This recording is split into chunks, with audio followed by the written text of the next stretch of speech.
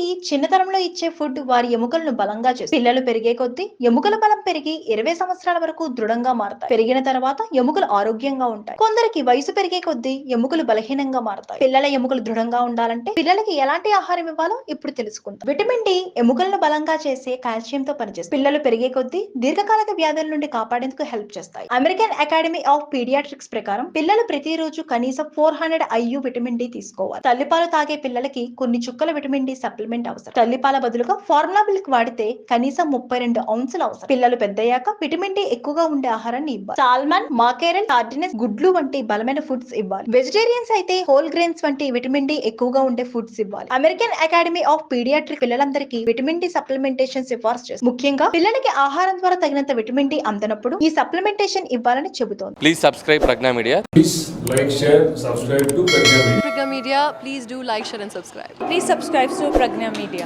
Please like, share and comment if you like the video. Pragna Media.